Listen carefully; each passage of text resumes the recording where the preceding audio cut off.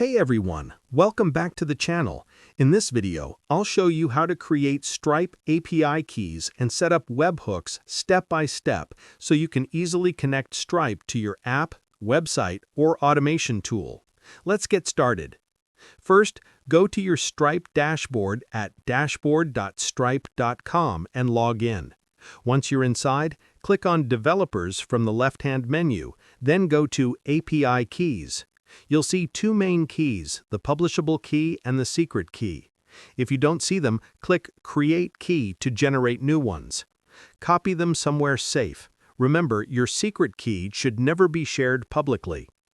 Next, open your payment integration platform like BNB Forms, N8N, or your custom app. You'll find fields to enter your Publishable and Secret keys. Paste them in their corresponding boxes, then scroll down and save. Your Stripe account is now linked successfully.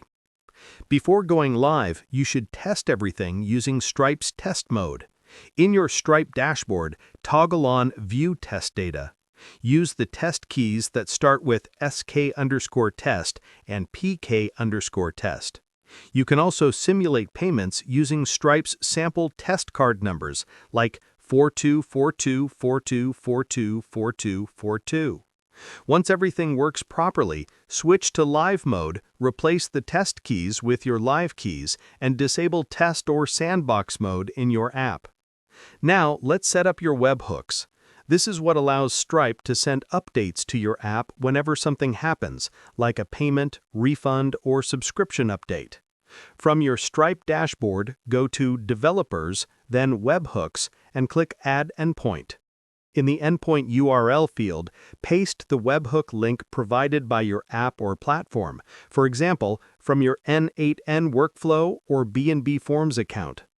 Then choose the events you want Stripe to send notifications for, like paymentintent.succeeded, charge.refunded, or customer.subscription.updated.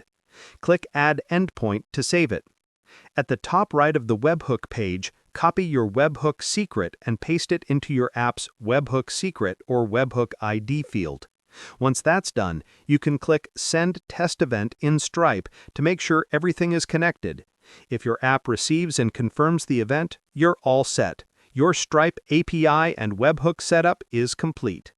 And that's it for today. If this tutorial helped you out, make sure to hit like, subscribe, and turn on notifications so you don't miss the next guide on automation and AI tools. Thanks for watching, and I'll see you in the next one.